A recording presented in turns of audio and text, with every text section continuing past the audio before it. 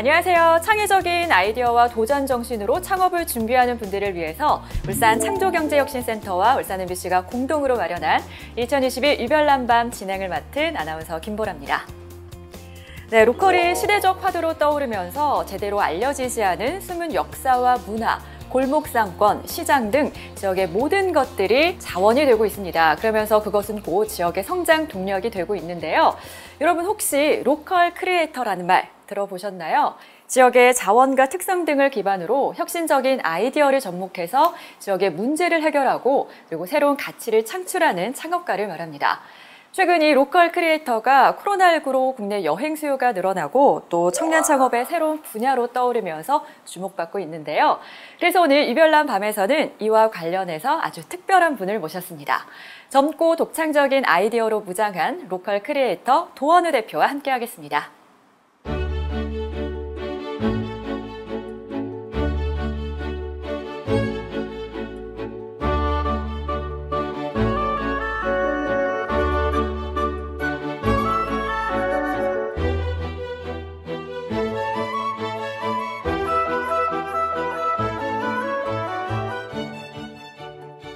오늘은 저희 리플레이스에서 어떤 일들을 하고 있고 저희가 이제 전혀 연고 없는 문경에 어떻게 귀촌하게 됐는지 간략하게 준비를 해봤습니다.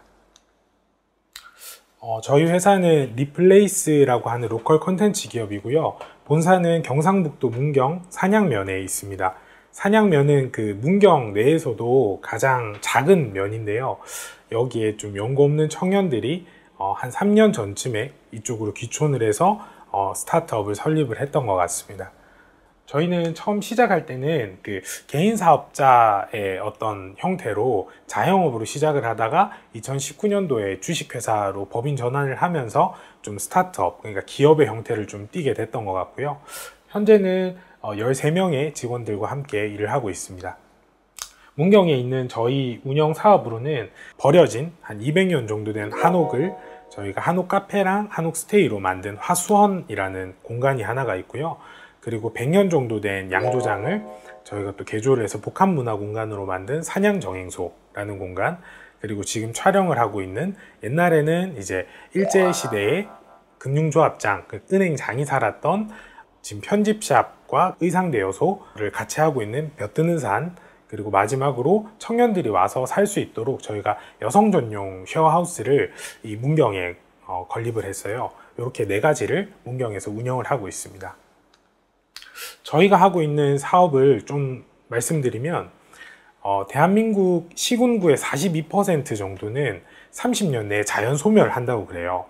태어나는 분보다 돌아가시는 분이 더 많고, 그리고 작은 지역에는 뭐 서울, 부산, 뭐 대구, 뭐 이런 쪽에 대도시로 이제 계속 인구 유출이 지속화되기 때문인데요. 또 반대로 대한민국의 50% 이상은 수도권에 거주를 하고 있답니다. 그리고 수도권에는 청년들이 아무래도 경쟁이 격화되면서 한정된 기회를 얻기 위해서 경쟁할 수밖에 없는 상황이에요. 그래서 저희는 이 청년들이 소멸 위기 지역으로 가면 어떨까, 이런 생각들을 계속 했었습니다. 그래서 청년이 소멸 위기 지역에 가면 소멸 위기 지역에는 너무나 많은 한옥, 또 문화재, 이런 공간들이 있을 거고, 그런 공간들은 지금 지자체에서 활용하지 못해서 계속 방치되고 있는 공간이거든요. 거기에 청년이 들어가면 뭔가 새로운 게 생기지 않을까 라고 생각을 했었던 것 같고, 실제로 2018년에 저희가 그거를 좀 실행에 옮기기로 합니다. 저희가 그래서 지금 하고 있는 일은 지역의 소멸 위기 지역엔 버려진 공간이 정말 많습니다. 저희가 앞서 말씀드렸던 공간 4개 다 처음에 버려진 공간이었어요. 그 공간을 기반으로 저희가 가지고 있는 로컬 컨텐츠를 집어넣어서 로컬 관광 명소로 만들고요. 그리고 청년들은 그 지역 청년일 수도 있고 도시에서 오는 청년일 수도 있습니다. 그 청년들을 저희가 로컬 크리에이터라는 직업으로 교육을 해서 이 공간을 운영할 수 있도록 돕는 역할을 계속하고 있습니다.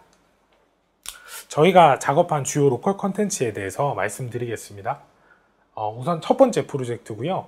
200년 된 이제 한옥, 좀 버려져 있던 한옥인데, 이 공간을 저희가 처음 사업을 딱 시작했을 때 경북 어딘가에서 사업을 시작을 했었어야 됐어요. 6개월 동안 경북을 정말 많이 다녔고, 막 찾다가 문경에 이제 정착하게 되면서 이 한옥을 딱 봤는데 정말 아무것도 없었어요. 폐가였고. 근데 이 한옥에 저희가 주변의 정자와 서원, 또 이 한옥에 200년 전으로 거슬러 가 보니까 역사, 문화, 관광 자원들이 있었고, 아, 이거 되겠다라고 해서 저희가 처음에는 한옥 스테이, 그러니까 게스트하우스로 목표를 잡았다가 이 사업이 진행이 되면서 게스트하우스로 하면 한개 매출이 너무 뚜렷해가지고 이거 안 되겠구나 해서 이제 피봇을 해서 한옥 카페를 거의 중점적으로 하고 지금은 스테이를 같이 겸하고 있는 그런 공간입니다. 이 공간의 특징은 지역에서 나는 특산품을 사용해서 메뉴를 만든다는 점인데요. 저희가 처음 시작했던 5명은 대구, 부산 이쪽의 청년들이라서 문경을 태어나서 처음 와보는 사람도 있었어요. 그래서 연고가 전혀 없었기 때문에 아마 그때 그런 생각들을 했던 것 같습니다. 미움받지 말자.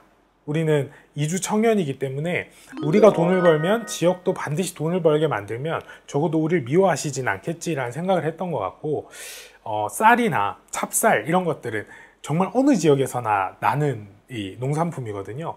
그것과 또 보시면 오미자, 수박, 팥빙수를 할 때도 팥, 매실, 모과 이런 식으로 지역에서 나는 것들로 저희가 원가를 조금 맞춰가지고 대부분 사용하고 있고, 조금 과장되게 말씀드리면 커피랑 우유 제외하고는 전부 다 문경산만 저희는 사용을 하고 있습니다. 그리고 저희 문경의 산양면 지역 같은 경우에는 문화생활을 향유할 수 있는 기회가 현저히 떨어져요. 그래서 지역 어르신들과 함께 국악 공연도 하고 신앙송회, 꽃 심기 행사 이런 것들을 많이 하고 있고요. 현재는 코로나라서 활성화되지는 못하고 있습니다. 그리고 저희가 화소는 이 넓은 마당을 가지고 있는데, 지역에 결혼 자금이 조금 부담스러워서 조금 결혼을 꺼리시거나 이런 분들도 계세요. 그런 분들의 좀 사연을 다 모아서 작년쯤에 저희가 이제 결혼식을 해드리기도 했고요. 그 사진이고, 또 지역의 어린이들이 적긴 하지만 이 어린이들이 재밌는 것들을 많이 체험할 수 있는 기회가 없어요. 그래서 키즈 클래스나 또 여러 가지 대관 행사, 그리고 또 원데이 클래스 같은 거를 진행하기도 하고요. 자체적으로 이렇게 상품을 개발해서 유통을 하기도 합니다. 그리고 주변에는 이 정자와 서원이 금천이라는 이 자연경관을 따라서 3km 안에 10개나 있어요. 굉장히 관광적으로 저는 잠재력이 뛰어나다라고 생각을 하는데, 이런 부분들을 오시는 관광객분들이 잘 아실 수 있게 저희가 여행 상품을 만들어서 플랫폼을 통해서 유통하고 있기도 합니다. 그리고 지금 촬영을 진행하는 이 공간인데요, 벼뜨는 산이라는 공간이고, 여기는 이제 근대문화유산으로 지정이 돼 있어요. 이곳은 예전에는 이제 카페로 운영을 하다가 저희가 앞서 말씀드린 산양정행소라는 공간을 오픈하면서 좀 더 여행을 다닐 수 있게 하자라는 취지로 의상대여소랑 지금 스튜디오로 운영을 하고 있습니다. 그래서 이 공간은 사실 이 주변에 중학교가 있는데요, 전교생이 한 20명 정도고 친구들과 좋은 추억거리를 남길 수 있는 공간이 이 지역엔 잘 없어요. 그리고 마을 어르신들도 어떤 사진을 찍을 만한 그런 공간이 없어서 그런 프로모션을 저희가 진행하기도 하고, 또 관광객분들이 오셔서 좋은 추억을 남기고 가는 공간입니다. 그리고 제일 최근에 한 프로젝트인데, 산양에 양조장이 있었어요. 예전에 맥주의 시대가 오기 전에는 사실 막걸리를 정말 많이 먹었는데, 맥주와 소주의 시대가 오면서 대부분의 양조장들이 이제 폐업을 하기 시작합니다. 문경시 산양면도 마찬가지였고요. 그 뒤에 이제 할머님께서 주택으로 활용하시던 걸 저희가 좀 개조를 해서 복합 문화 공간이자 베이커리로 탄생시킨 공간입니다. 이 공간에서는 조금 특이한 점은 지역의 예술가 분들이 계세요. 도자기도 만들고 그림도 그리고 뜨개도 하고 여러 가지 이제 작품 활동들을 하시는데, 어떤 판매까지가 이루어지기가 정말 힘들더라고요. 그래서 이 예술가 분들 20팀 정도랑 저희가 협업을 해서 관광 오시는 분들한테 이 문경 지역 예술인들의 작품을 관광기념품으로 한번 팔아보자 라고 해서 앞쪽에 작은 편집샵이 마련이 돼 있고, 안쪽에 이제 빵집을 하고 있는데, 이 베이커리의 특징은 예전에 여기서 이제 막걸리를 담궜기 때문에 그 빵을 만들 때 효모 대신에 이제 막걸리를 집어넣어서 이제 빵을 만든다는 특징이 있습니다. 여기도 마찬가지로 지역의 농산품을 활용해서 저희가 메뉴를 만들고요. 아까 그 화수원은 좀 지역 어르신들과 여러 가지 행사를 했다면, 여기는 지역의 청년들과 많은 행사들을 진행을 하고 있습니다.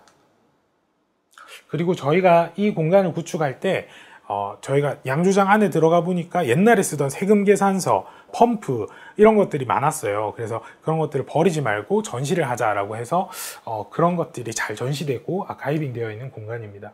자체적으로 이렇게 상품을 만들어서 판매하기도 하고요. 저희가 코로나를 겪으면서 공간 사업만 하니까 이거 조금 타격이 있었어요. 그래서 온라인으로 우리가 할 수 있는 게 뭐가 없을까 하면서 이제 상품을 만들기 시작했고요. 그 상품의 브랜드는 봉오리 상회라는 브랜드입니다. 첫 번째로 만든 제품인데요. 문경은 오미자가 특산품입니다. 오미자 어떻게 활용시킬 수 있을까라고 하다가 예전에 임금님이 일을 정말 많이 하셨다고 해요. 그래서 임금님이 하는 일을 만기라고 표현할 만큼 많이 하고 또 야근도 많이 하셨는데 그때마다 드셨던 한약이 있어요. 그게 생맥산이라는 한약인데 거기에 오미자, 맥문동, 홍삼이 들어가더라고요. 그래서 거기서 착안을 해서 마시면 조금 더 이제 힘이 날 수 있는, 그래서 을화차라고 이름을 지었고 또 문경 오미자를 써서 첫 번째 제품을 만들었고요. 두 번째는 저희가 문경 지역에 오미자청이 정말 많은데 2030이 딱 살 수 있을 만한 뭔가 귀여운 오미자는 없는 것 같더라고요. 그래서 이름도 좀 오미자가 발그레져 청이라는 좀 재밌는 네이밍을 붙이고 최대한 귀엽게 한번 만들어 보자 해서 두 번째 제품을 만들었고요. 지금 뭐 오미자 티백이라든지 오미자 스포츠 식품이라든지 오미자 가지고는 저희가 활성화하기 위해서 계속 도전을 이어나가고 있고, 그 외에도 지역에 있으면 계절별로 그 진짜 조금씩만 나오는 그런 이제 제철 과일들이 있어요. 그거 가지고 저희가 디저트 만들어서 뭐 크라우드 펀딩을 하기도 하고 그냥 다 같이 나눠 먹기도 하고 소량만 판매하기도 하고 여러 가지 프로젝트들을 하고 있습니다.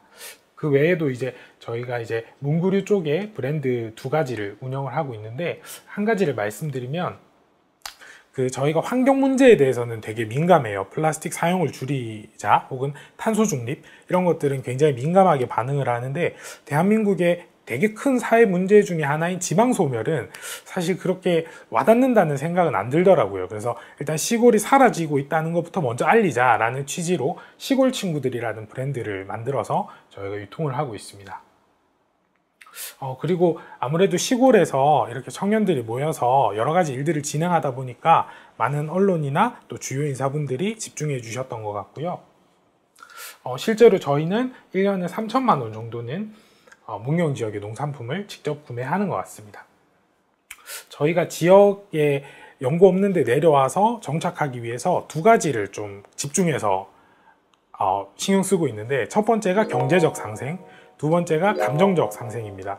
첫 번째 경제적 상생은 아까 말씀드렸던 것처럼 저희가 돈을 벌면 무조건 지역이 돈을 벌게 하자라는 거고요. 그래서 이게 저는 어떤 일종의 보험 같은 역할을 한다고 생각을 하고, 두 번째 감정적 상생은 지나가다가 어르신들 보면 먼저 인사드리고, 뭐 복날에 팥빙수 많이 만들어서 어르신들 뭐 드리고, 뭐 닭국수 같이 먹고, 마을에 부역 행사하면 뭐 찬조하거나 같이 가서 일하고, 뭐 이런 것들을 감정적 상생으로 두 가지로 나누어서 하고 있거든요. 이렇게 두 가지를 저희가 한 3년 정도 진행을 해보니까 이렇게 두 가지만 잘 해도 정착하는 데는 뭐 큰 문제는 없을 것 같다라는 생각이 들어서 말씀드립니다.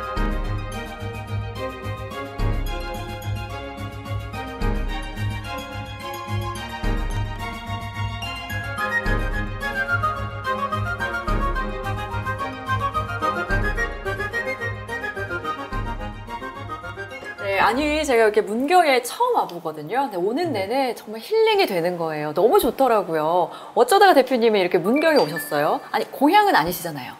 저는 고향은 대구고요. 대구. 네, 네네. 대구에서 이제 직장 생활을 하고 있었는데 경북도청에서 도시청년시골 파견제 시범 사업이라는 거를 추진을 했었어요. 네네. 그 공모를 보고 제가 이제 대학교 선배 후배 동기 5명을 모아서 그 사업에 도전을 했는데 된 거죠.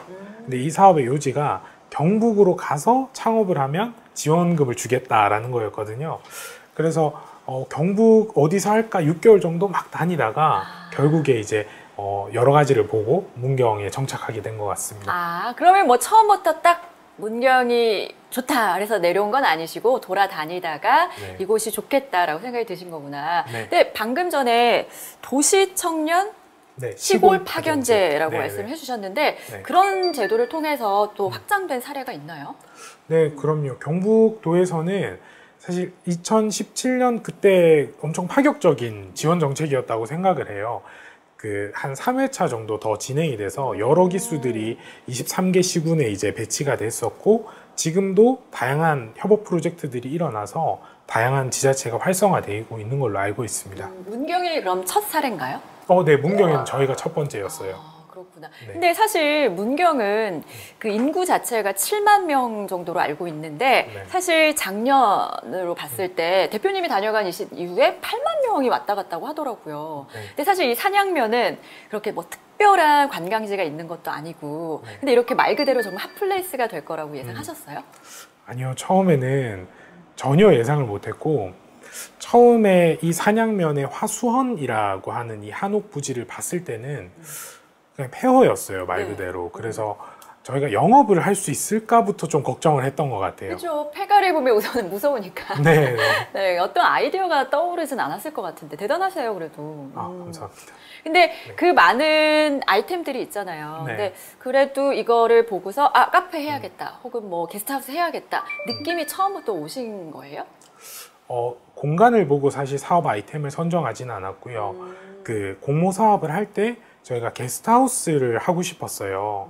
왜냐하면 저희는 다양한 어떤 프로그램들을 기획하고 싶었는데, 그러려면 고객의 체류 시간이 길어야 되고, 그렇죠. 가장 적합한 게 게스트하우스가 아닐까라고 생각을 하고 있었는데, 그 뒤에 사실 카페를 추가하게 된 거는 화수원의 부지를 보고 게스트하우스 객실을 배분해보고 여러 가지 저희가 예상 손익들을 봤을 때 한개 매출이 너무 뚜렷한 거예요. 이제 선배, 후배, 동기해서 5명에서 급여를 받아야 되는데 이게 만실이 되더라도 급여가 나올 수 없는, 그러니까 인건비. 네. 그래서 그럼 한개 매출이 뚜렷하지 않은 F&B, 그러니까 외식 사업으로 저희가 조금 피봇을 해보자, 이런 생각들을 했던 것 같습니다. 그 5명의 이제 친구들이 모였다고 했잖아요. 근데 네. 사실 낯선 곳에 오기를 결정하는 것 자체가 사실은 좀 힘들었을 것 같거든요. 왜냐하면 네. 젊으시니까. 네, 네. 젊으면 막 또 새로운 거 해보고 싶고 막 그렇잖아요. 네. 근데 어떻게 보면 너무 조용한 곳이라서 그래도 잘 이렇게 합이 맞았나 봐요, 친구들끼리. 우선은 제가 많이 꼬셨던 것 같아요. 네. PT, 저는 이제 그 전 직장이 보험회사에서 영업을 했었어서 네. PT를 하고 누구를 설득하는 일들을 계속 해왔기 때문에 한 명 한 명을 사실 정말 PT를 만들어서 왜 우리가 경북 시골로 가야 되는지, 왜 여기서 창업을 해야 우리가 잘 될 수 있는지, 이런 것들을 좀 한 명 한 명 설득을 했었던 것 같습니다. 그거에 넘어간 거군요. 네, 넘어온 사람들만 지금 같이 하고 있습니다. 네. 근데 이곳 문경에 지금 하고 계신 게 4군데가 있다고 들었거든요. 네. 그곳들을 다 이렇게 어떤 연결고리가 그럼 있는 거예요? 사실 지금 구축한 공간에는 따로 연결거리는 없고요. 저희가 문경에 정착해서 좀 닥치는 대로 했던 것 같아요. 근데 하다 보니까 산양면이라는 이 지역 내에 전부 이 4개가 구축이 됐고, 현재는 이 4개를 기점으로 이 마을의 관광이 활성화되도록, 저희가 지난 2, 3년간은 저희 공간만 활성화돼서 거기에 아쉬움이 좀 있었거든요. 그래서 이 공간을 기점으로 지역의 마을 업체, 뭐 마을 식당, 그리고 뭐 마을에 있는 정자, 서원, 이런 것들이 이제 관광이 활성화될 수 있도록 준비를 하고 있습니다. 그런데 그렇게 뭔가 포부를 갖고 내려오긴 했지만 네. 사실 한계는 분명히 있었을 것 같아요. 로컬이기 때문에, 로컬이라서 왔지만 로컬이기 때문에 또 힘든 점도 있었을 것 같거든요. 어려운 네. 점은 없었어요? 너무 뚜렷하게 있었는데 이게 멘토가 없다는 점이었어요. 그렇죠. 네. 그래서 멘토를 지역 내에서 찾기에는 저희가 정말 어려웠고, 그래서 서울이나 부산에 이제 잘하는 스타트업들한테 무작정 메일을 보내보기도 하고 찾아가 보기도 하고 그런 식으로 네. 저희의 멘토를 좀 찾아다녔던 것 같아요. 맞아요. 뭔가 창업을 할 때는 성공 사례를 좀 봐야 되잖아요. 근데 네. 어떻게 보면 로컬 크리에이터로서는 첫 주자시니까 좀 어려움이 만만치 않으셨던 것 같아요. 그렇다면 우리 대표님께서 생각하시는 로컬 크리에이터 딱 정의를 내릴 수 있을까요? 네.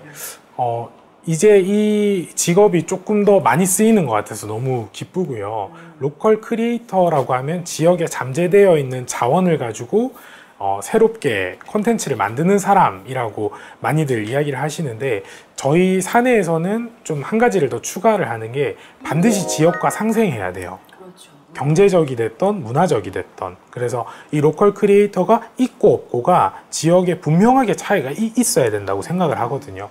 그래서 그 지점을 가장 중요하게 생각하고 있는 것 같습니다. 네, 최근 로컬에 대한 관심이 이제 커지면서 로컬 네. 크리에이터의 역할이 커지고 있는데, 근데 핵심은 로컬이 아닌 이제 크리에이터다라고 말을 하더라고요. 네. 그래서 역할이 그만큼 중요해졌을 텐데, 대표님께서는 로컬 크리에이터로서 어떤 역할을 하고 계신지 한 말씀 해주세요. 네, 저희는 아까 말씀드렸던 대로 지역에 잠재되어 있는 자원을 이제 찾아서 그 자원을 가지고 이제 청년의 눈으로 재해석해서 이제 기존에 있었던 콘텐츠하고는 좀 차별된 콘텐츠를 만들고요. 그 콘텐츠를 활용해서 지역에 경제적으로 어떤 효과를 주거나 아니면 문화적으로 효과를 주거나 이런 일들을 계속 반복적으로 하고 있습니다. 그런데 청년들이 그렇다면 이제 로컬에 많이 유입이 돼야 되는데, 네. 그럼에도 불구하고 여전히 해마다 7만 명 이상의 청년들이 수도권으로 향한다, 이런 기사도 제가 본 적이 있거든요. 아직까지는 청년들에게 로컬에 대한 이미지가 확고하게 자리 잡은 것 같지는 않아요. 어떻게 생각하세요? 가장 큰 이유는 저는 일자리라고 생각을 그렇죠. 해요. 네. 너무 당연하게 예를 들어서 시골이나 소멸위기 지역에 우리가 생각할 수 있는 지속 가능한 일자리들이 거기 많다면 수도권으로 갈 이유가 없거든요. 그렇죠. 네. 한 2달 전에 제가 기사를 봤는데 대한민국 전체 인구의 50% 이상이 수도권에 지금 살고 계신다고 하더라고요. 그런 것들만 봐도 거기가 얼마나 경쟁이 치열하고 또 얼마나 청년층이 그 어떤 자산이나 이런 것들을 취득하기 어려운지 알 수 있다고 생각을 하고, 일자리 다음에 그 다음 문제는 이제 보기 중에 없는 거죠. 그러니까 취업이나 어떤 취업에서도 여러 가지 일들이 있을 거고 창업에서도 여러 가지 일들이 있을 건데, 소멸위기 지역, 그러니까 우리가 말하는 시골로 가서 어떤 인생의 여러 가지를 그릴 수 있다는 것 자체가 객관식이라고 하면 그 보기 안에 없다고 생각해요, 아직은. 그래서 저희처럼 로컬 크리에이터로 선두주자에서 지금 하고 있는 사람들이 좋은 모습들을 많이 보여주면 보기 중에 하나 정도는 되지 않을까 생각을 하고 있습니다. 그렇죠. 희망이 될 수 있다는 얘기시잖아요. 네. 그런데 울산도 청년 유출이 좀 심각한 편이기는 해요. 그래서 네. 걱정하는 부분도 많이 있고, 로컬 크리에이터로서 울산의 문제점은 어떻게 보고 계세요? 울산은 사실 너무 좋은 도시죠. 소득 순위하면 항상 3위 안에 들었던 걸로 제가 기억을 하고, 로컬 크리에이터, 울산만의 문제가 아니라 지금 이제 딱 파생되는 이 시기인 것 같아서 이 생겨난 로컬 크리에이터 분들이 다양한 협업을 할 수 있도록, 이건 사실 그 지자체나 기관에서 도와주셔야 될 일들 같아요. 다양한 협업 사업과 또 다양한 소프트웨어 지원들을 이제 해주시면 울산 지역에도 더 많은 로컬 크리에이터 분들이 다양한 활동을 할 수 있지 않을까 생각하고 있습니다. 그렇게 되면 또 울산의 청년들이 인구 유출이 되는 걸 좀 막을 수도 있겠죠? 그럼요. 네, 맞습니다. 자, 울산 창조경제혁신센터와 울산 MBC가 공동으로 마련한 2021 유별난밤 로컬 크리에이터 도원우 대표와 함께하고 있습니다. 자, 울산에도 지역을 대표해서 로컬 크리에이터 분들이 많이 활동을 하고 계세요. 그분들은 어떤 고민이 있고 궁금한 점은 무엇인지 저희가 두 분을 만나봤습니다. 함께 보시죠.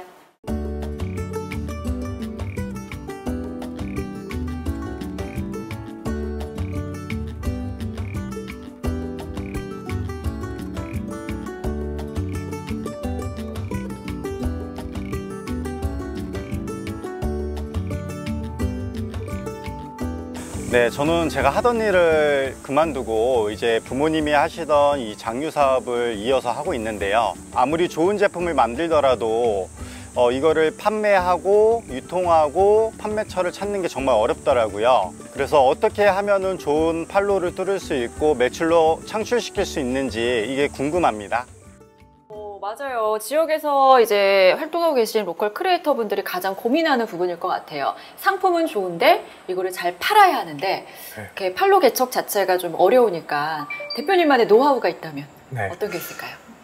너무 명확해서 사실은 그 새로운 어떤 그 상품 유통이 활성화되지 않거나 신제품을 개발했을 때 저희가 그것을 판매를 활성화시킬 수 있는 방법은 우선 마케팅과 유통에 능한 직원을 뽑는 일이에요. 네. 전문가. 그쵸? 네, 네, 그렇죠. 그게 이제 여의치가 않다라고 하면 사실 대표나 아니면 C레벨의 어떤 그 기업 내에 있는 임원진들이 직접 부딪히는 수밖에 없는데 네.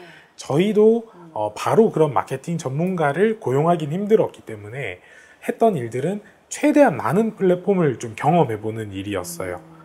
뭐 폐쇄몰이라든지 네. 아니면 그냥 열려있는 오픈 그 인터넷 채널들, 그리고 또 저희가 입점할 수 있는 다양한 오프라인의 그런 형태들 다 해보고 네. 저희 제품에 뭐가 맞는지를 부딪히면서 알아가는. 그래서 이제 고용을 하시거나 아니면은 직접 모든 플랫폼에 최대한 많이 해서 한 1, 2년 정도는 테스트를 해보시는 거죠. 이 제품이 어느 채널에 맞는지. 네. 시간이 좀 걸리기는 하겠네요. 네, 맞습니다. 그쵸? 바로 이익 창출이 되면 참 좋겠는데. 네. 하지만 뭐든 시행착오가 있는 게 또 네, 결과물도 그럼요. 좋으니까요. 네. 네. 자, 이어서 다음 질문 또 보겠습니다.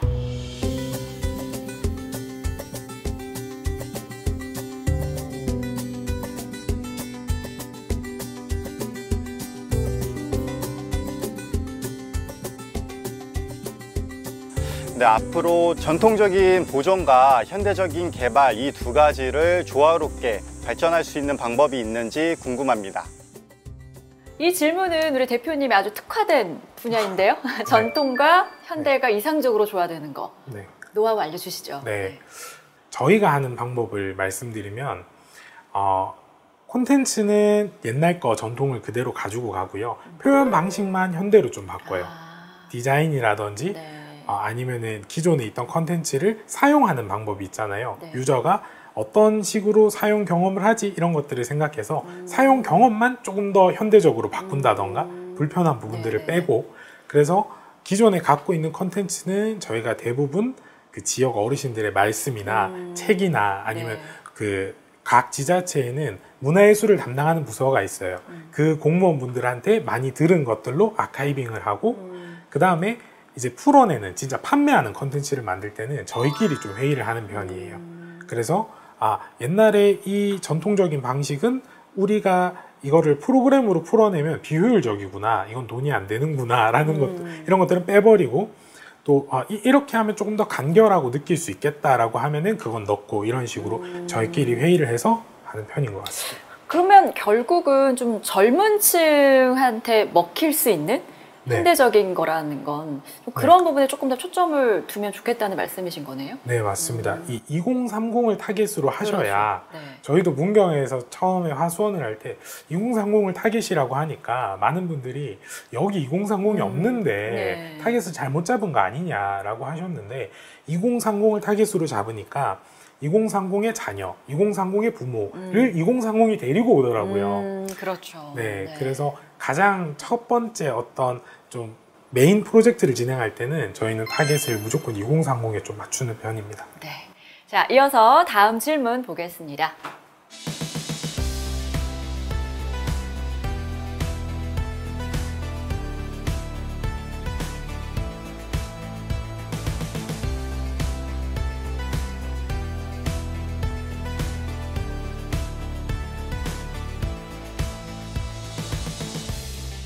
그 화수원이 SNS를 통해 가지고 굉장히 많은 이슈가 됐었고 SNS를 되게 전략적으로 활용하셨는데, 앞으로의 이런 SNS 전략의 방향성과 이를 지속하기 위해서 어떤 계획이 있는지 그런 것들이 궁금합니다. 하긴 주 소비층인 2030 세대들은 이 SNS 없으면 사실 생활이 안 되거든요. 네, 이것 때문에 사실 여기 문경이 뜨기도 했고 어떠세요? 네, 좀 방법을 알려주시죠. 네. 네. 우선 저희가 했던 방법은, 저희가 마케팅의 어떤 전문가가 아니기 때문에 이 지표만 관리를 하는데, 그 인스타그램을 주로 관리를 해요. 그래서 인스타그램을 예시로 들면 해시태그해서 화수헌이라는 게시물이 있잖아요. 그거는 어떤 고객이 저희 공간을 방문하셨다가 찍을 게 많고 혹은 기억에 남아서 본인의 인스타그램에 올리면서 거기에 해시태그 화수헌이라고 해주시는 건데, 저희가 만약에 한 달에 매출이 1억이라고 하면 해시태그 게시물이 만약에 1억치의 어떤 고객분들이 경험을 하고 가셔 이 해시태그 게시물 1000개라고 해볼게요. 그러면 10만 원당 해시태그 게시물 1개가 올라온 거잖아요. 네. 네. 그래서 저희는 이 지표를 관리를 해요. 그게 광고네요. 네. 해시태그가. 매출당 얼마 이거를 관리를 하는데 이게 낮게 유지가 될수록 저희의 메뉴가 차별화돼 있거나 네. 혹은 포토존이 많아서 사진을 남길 곳이 많구나 이렇게 받아들이고요. 만약에 100만 원당 한 개가 올라온다라고 하면 그만큼 매력이 떨어지는 공간인 거죠. 네. 그런 경우에는 저희가 주간 회의를 통해서 가지고 있던 포토존을 다 바꿔버려요. 네. 발빠르게. 네네. 오, 괜찮은 방법이네요. SNS를 정말 제대로 사용하고 계신 거네요. 네. 자, 이어서 다음 질문도 보겠습니다.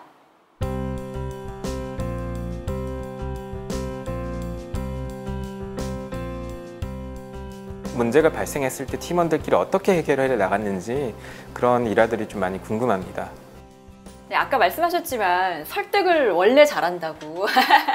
그래서 그 5명을 어떻게든 잘 이렇게 리드해서 오셨다고 하셨는데 그렇다고 해도 분명 어떤 마찰은 초반에는 있지 않았을까? 물론 지금도 있을 수도 있고요. 일을 진행하는 과정에서. 어떻게 그렇게 관리를 하세요? 네.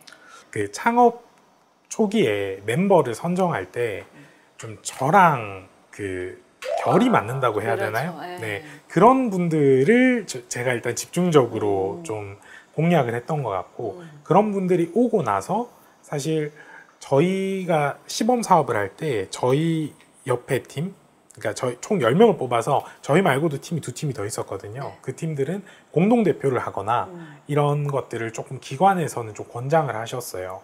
근데 아무래도 공동대표를 하게 되면 수익 분배라든지 서류라든지 행정적인 절차 여러 가지들이 좀 복잡하고 힘들게 느껴지더라고요, 저는. 그래서 창업 초기에 R&R, 그러니까 역할과 책임을 분명하게 했던 것 같아요. 나는 대표, 그리고 나는 회사에 필요한 자금과 기획 총괄을 내가 하고 메뉴 개발은 해주시고 그리고 또 기획 사업 이쪽에서 해주시고 또 서류 경영 전략 이런 것들은 해주시고 디자인은 이분이 해주시고 이렇게 팀장 또 뭐 대표 이런 식으로 역할을 정확하게 딱 짜서 시작을 하다 보니까 사실 갈등이라 할 거는 없었어요. 그러네요. 각 분야의 전문가들이시니까 그러면 말을 잘 들어야죠 뭐. 자, 그리고 다음 질문도 이어서 볼게요. 세 번째 질문은 사실 사업에는 어떤 설렘의 시작과 현실적인 끝이 있잖아요. 그래서 이런 부분의 끝에 대한 것도 혹시 계획이나 준비를 해두신 게 있는지 그런 방향도 많이 궁금합니다.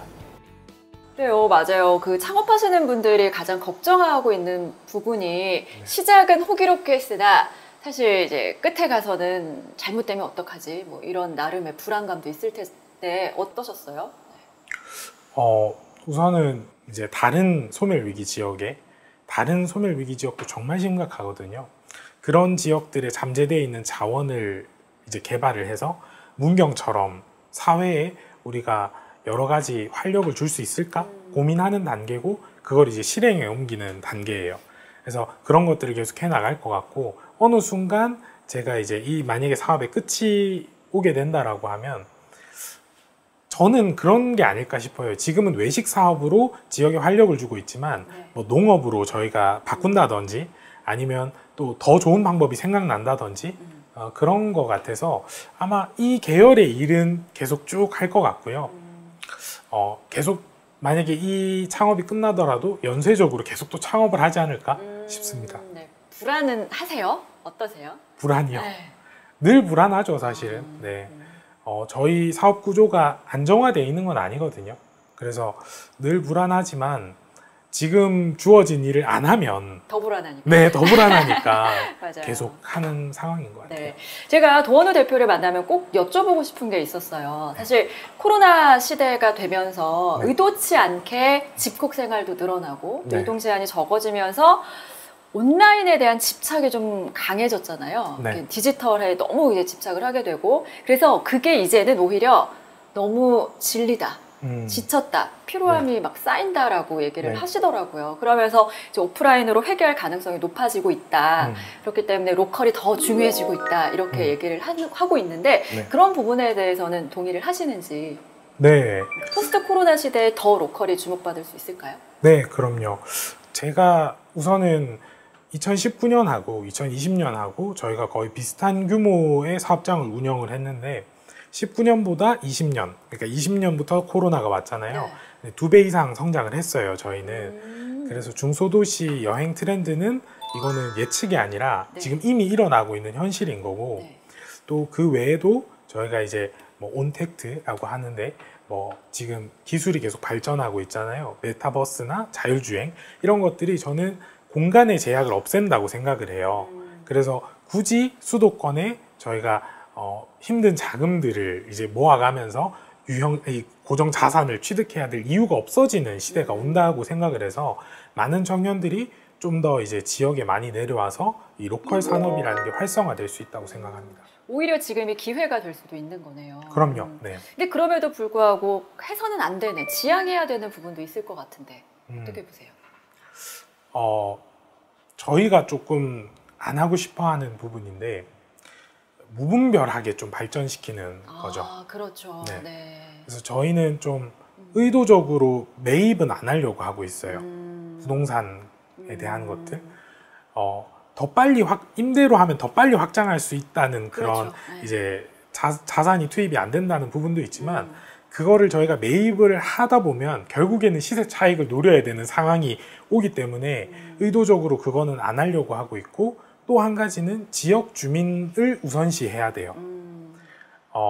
이주 청년이라면 그 밖에서 온 청년인 거고, 저희 화수원을 예로 들면 거기에서 70평생을 살아가신 어르신들도 계세요. 그런 분들의 삶을 좀 무시하고 영업을 하거나 콘텐츠를 개발하는 것들은 저는 좀 하면 안 되는 일인 것 같아요. 대표님의 약간 철학이 들어가 있는 것 같네요. 상생, 아까 말씀을 하셨는데 상생 부분에 중요한 가치를 두셨기 때문에 오히려 더 잘 되고 있는 게 아닌가 싶습니다. 자, 울산 창조경제혁신센터와 울산 MBC가 공동으로 마련한 2021 유별난방 로컬 크리에이터 도원우 대표와 함께하고 있습니다. 자, 코로나19로 일자리가 많이 줄어들면서 창업으로 눈을 돌리고 있는 젊은 층이 많이 늘어나고 있습니다. 그래서 고민이 정말 많을 수밖에 없는 시기일 텐데요. 그래서 저희가 사전에 미리 좀 도원우 대표께 질문을 남겨달라고 요청을 했습니다. 한번 만나보겠습니다. 자, 지역 크리에이터로서 지역에 색을 입힌다라는 카페를 보았습니다. 문화사업을 통한 일자리 창출, 지역을 살릴 수 있는 비즈니스 모델을 설명해 주실 수 있는지 그걸 좀 질문을 남겨주셨거든요. 네, 사실 문화산업은 아니에요. 저희는 좀 더 정확하게 말씀드리면 외식산업을 기반으로 한 그렇죠. 관광산업이라고 할 수 있는데, 우선은 저희는 공간을 이제 구축하기 전에 그 공간이 옛날에 어떻게 쓰였는지, 또 이 공간에 어떤 일들이 있었는지 한번 조사를 쫙 하고요. 그 이후에 이 공간이 지금 현대에 왔었으면 어떤 역할을 하고 있겠다에 좀 집중을 하는 편이에요. 그래서 그거를 저희가 이제 상상을 해서 기획을 하는 편이고, 기획을 하고 난 다음에는 항상 체크를 해요. 이 공간이 경제적으로 지역과 상생을 하나? O라고 하면은 그 다음으로 사실은 또 가진 않는 편인 것 같고, 이게 X라고 하면은 그 다음에 이제 그럼 문화적으로 상생을 하나? 이렇게 물어보는 편인 것 같아요. 그래서 경제적이든 문화적이든 반드시 좀 상생을 하는 거를 찾으려고 하고요. 그러다가 보니까 약간 문화산업처럼 보여질 수도 있다는 생각이 듭니다. 리플레이스 사업이 이렇게 체계적으로 발전을 하려면 아무래도 지자체의 도움이 절대적으로 필요하잖아요. 우리 대표님만의 노하우 말씀해 주세요. 네. 창업 초기에는 많이 만나러 다녔던 것 같아요. 이주 청년이다 보니까 연고가 없고, 또 제가 지역에 네트워크가 없잖아요. 그래서 좀 무작정 많이 만나러 다녔던 것 같아요. 명함을 가지고 제가 영업했을 때처럼 저는 이런 일을 하고 있는, 지금 문경 어디에서 지금 이걸 하고 있는 사람이다, 이런 식으로 지자체에 계신 분들한테 인사를 많이 드렸던 것 같고, 어느 정도 사업이 좀 안정화가 된 다음에는 키맨 분들만 좀 집중적으로 관리를 했어요. 저희가 이주 청년으로 이 지역에서 사업을 하려면 어떤 네트워크 모임에 들어가야 될 때도 있고, 뭐가 잘 안 풀릴 때 여쭤봐야 될 곳도 있잖아요. 이런 막혀 있는 부분들을 해결해 주는 키맨 분이 2분 정도 계세요. 저희 사업체에는. 그래서 그분들을 좀 집중적으로 좀 여러 가지 좀 도와달라, 좀 많이 배우고 싶다 이런 식으로 했던 것 같습니다. 이 질문을 주셨던 분은 키맨을 빨리 찾으러 떠나셔야 될 것 같습니다. 아, 네. 정말 네. 중요합니다. 자, 그리고 다른 질문도 한번 볼게요. 예비 창업자분께서 질문을 주셨는데요. 마을회관을 리모델링해서 공간 조성을 계획하고 있는데 일부 주민은 마을의 활성화는 찬성하지만 또 일부 주민은 많은 관광객이 마을에 방문하는 거를 난감해하고 있다. 너무 고민이 된다. 이런 질문을 주셨어요. 대표님께서는 이런 문제는 없으셨어요? 처음 오셨을 때? 사실 그 문제를 정말 많이 경험해 봤어요.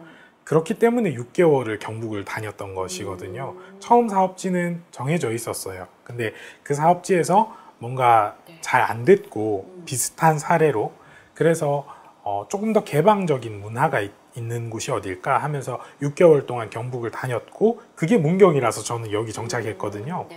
그래서 제일 중요한 건 사실 그게 가능한 지역에서 사업을 하시는 거를 저는 제일 추천드리고 두 번째 그게 안 돼서 정말 설득을 해야 되는 상황이라고 하면 그분들을 최대한 존중하는 방향으로 사업을 하시는 수밖에 없어요.